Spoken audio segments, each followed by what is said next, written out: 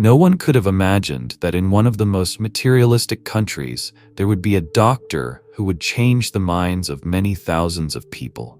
Over many years of experience as a doctor, he has collected a huge amount of evidence that confirms the existence of life after death. The information that will be described further may even seem fantastic to some. But all this really happened. I want the expression, "remember death," to enter into every person's life, not only as a reminder of our fate, but also as an incentive to learn about the world, ourselves, and the meaning of life. I may be biased, but the special condition of the terminally ill creates an atmosphere in which lies, hypocrisy, and adult games have no place. Those who have experienced clinical death compare this process to the transition from a state of wakefulness to a state of sleep. In this state, a person may or may not see a dream, may or may not remember it.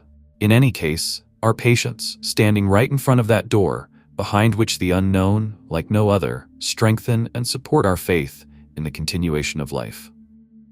This is a quote from the book The Way to Golgotha, Essays on the Work of a Psychotherapist in an Oncological Clinic and Hospice, by a remarkable Russian doctor of medical sciences Andrey Gnezdilov. As I promised, this is the second part of the video in which I have collected the most amazing stories from his medical experience.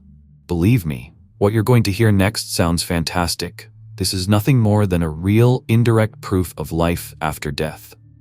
If you haven't watched the first part, I recommend that you get to know it after watching this video. Andrey Gnezdilov was born in 1940 and has lived all his life in his beloved city of St. Petersburg.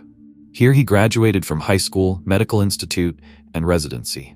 He worked in children's hospitals, cancer centers, created and headed the hospice department. By the nature of his work, he often witnessed death. Who better than him to know the answers to the questions that worry many people?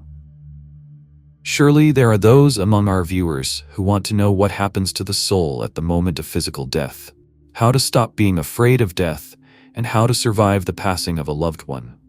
Our new video will tell you about it. So what is death? Doctors record death when the heart stops and the brain stops working. At the same time, the death of consciousness in fact does not exist. The soul is freed from its physical shell and continues to be aware of the surrounding reality. There is already a lot of evidence for this. Numerous stories from people who have experienced clinical death confirm that they experienced a post-mortem experience at those moments. Communicating with such patients teaches us a lot, makes us wonder and reflect, because it is simply impossible to write off such extraordinary events as an accident or coincidence. These stories dispel all doubts about the immortality of the soul. Here are just a few examples that doctors witness on a daily basis. One day, a hospice patient asked her visitors to turn on the music box. It was a gift from her late husband, and the box was always on the table next to the dying woman's bed. At the moment when the touching melody sounded, the patient's breathing stopped. In a panic, the relatives turned to the doctors for help. The timely resuscitation brought the woman back to life. Upon waking up, the patient learned that she had experienced clinical death. In response, she just smiled and said, "No, it wasn't the end. It was a new beginning. Now I'm not afraid to die, because I know where I'm going to go after I leave this world. I've been there, and I liked it there." Sometimes hospice patients ask their loved ones to let them go beyond the line of life and death. One elderly patient was plunged into a state of clinical death several times, but each time, at the request of her relatives, resuscitation was performed, and the woman returned to life. One day, she found the strength to tell me that she was striving to escape into the world that opened up to her every time she stopped breathing. The afterlife, judging by her description, looked like a beautiful garden. Her family understood her desire and agreed to abandon intensive care. With the next attack, she was gone forever. Gnezdilov talked about the last moments of the life of another of his patients, an elderly villager. In the last days of her illness, she was almost constantly in oblivion. The doctor was with her when she suddenly came to her senses. The woman's face was beaming with joy. "I found myself in some amazing place. I knew it was England. I was wearing a white bridesmaid's dress. I went down the stairs to the guests and my fiancé. Everyone called me Annie." Gnezdilov asked her a question in English and heard the answer in the same language. Then the woman's hands dropped, her eyes dimmed, and she passed away. During the operation, Yulia's heart stopped beating. After the intensive care unit brought her back from the dead, Andrey Gnezdilov came to the post-operative ward. The patient immediately began to apologize. "I caused so much trouble to the doctors. Well, during the operation, when I was in a state of clinical death. But what happened to me was so real, and I remember everything. At first, after the anesthesia was administered, she was not aware of anything. But then she felt some kind of jolt, and she was suddenly thrown out of her own body by a rotational movement. With surprise, she saw herself lying on the operating table. Surgeons bent over her and heard someone shout. Her heart stopped. Julia was terribly scared. Cardiac arrest meant that she died, and as soon as she heard these words, she felt anxious for her loved ones at home, her mother and little daughter. After all, she hadn't even warned them that she was going to have surgery today. Her mind literally darted to her home, and in the next instant she found herself in her apartment. She saw her daughter, Masha, playing with a doll, and her grandmother was sitting next to her knitting something. There is a knock on the door, and a neighbor enters the room. She made a new dress for Masha. Masha throws the doll and runs to her neighbor, but on the way she accidentally touches the tablecloth. An antique cup falls from the table and breaks, and a teaspoon lying next to it flies after and rolls under the carpet. The girl gets upset. She feels sorry for the beautiful cup, but the neighbor comforts her, saying that the dishes are breaking fortunately. Yulia went up to her daughter, put her hand on her head, trying to calm her down. The girl turned around, but immediately turned back. Julia didn't understand anything. And suddenly she realized that when she reached out and touched her daughter, she did not feel any touch. Her thoughts began to get confused. In her confusion, she rushed to the mirror and did not see her reflection in it. It knocked her down. It seemed that she was going crazy. But then she remembered how she saw her body from the outside and heard terrible words about a stopped heart. A thought flashed through her mind.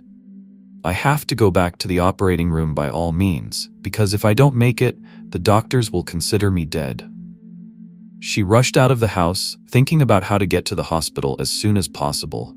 And at the same moment, I was back in the operating room, hearing the surgeon's voice. Her heart started working. We are continuing the operation, but quickly, so that there's no second stop.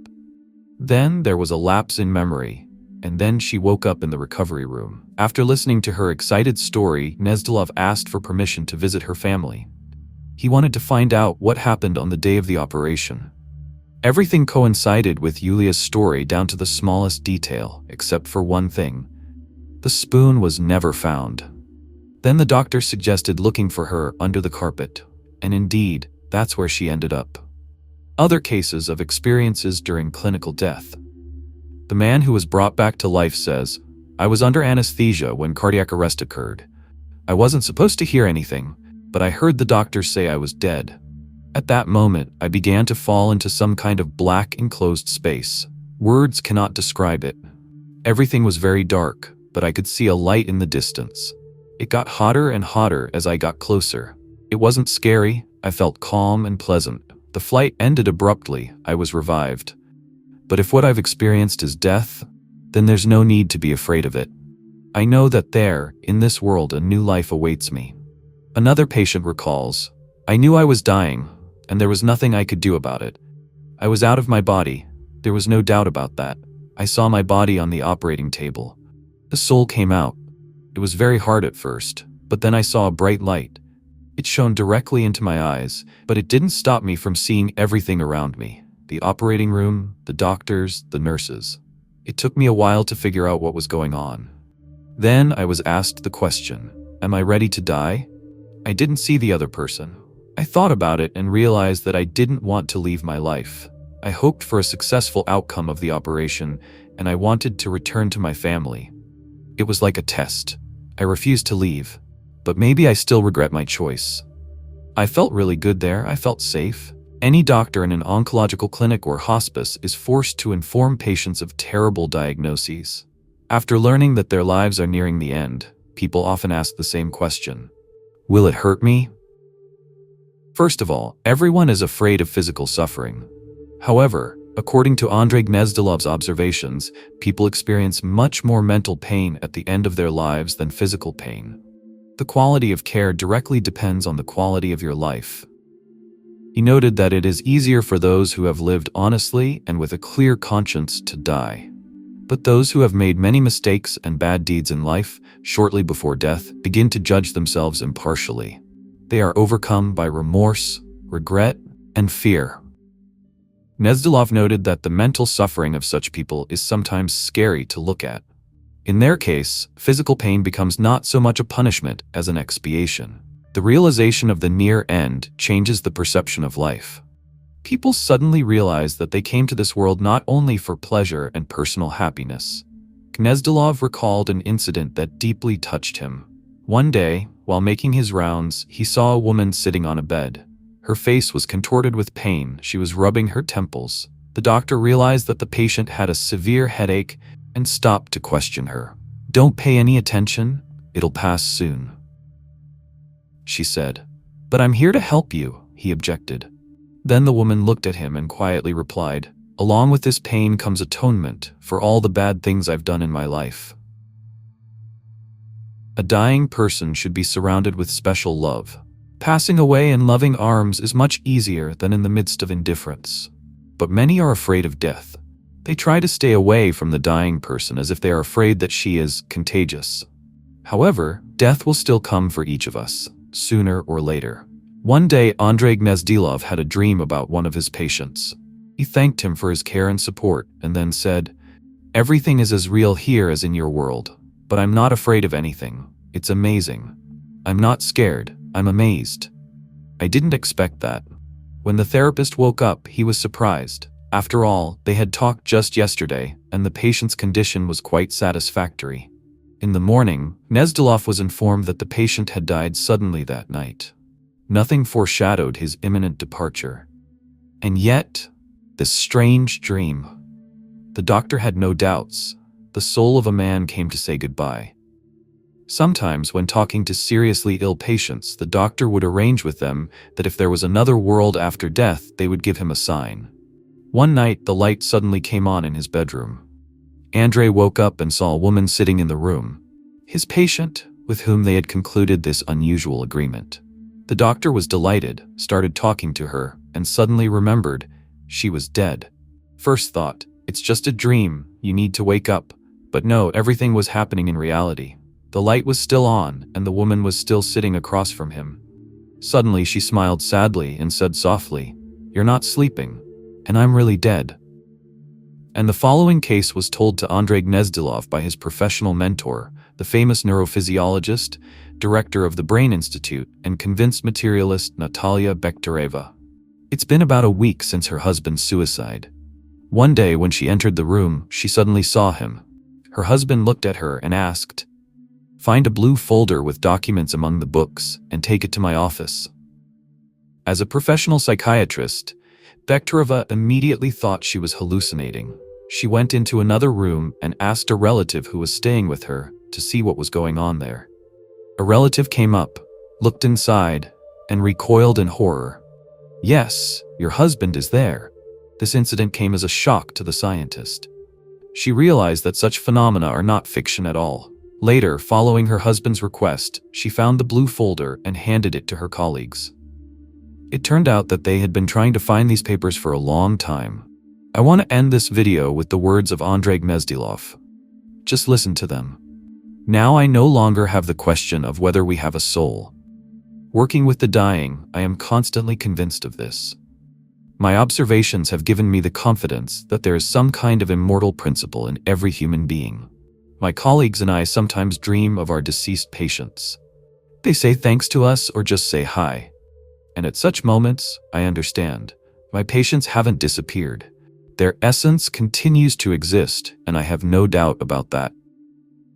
This was the second and final part of the video about the incredible evidence of life after death from an outstanding doctor. If you haven't watched the first part, then you can do it right now by clicking on it. Dear friends, if you liked this video, please like it, It motivates me a lot to continue posting interesting content. Thanks for watching, and see you soon.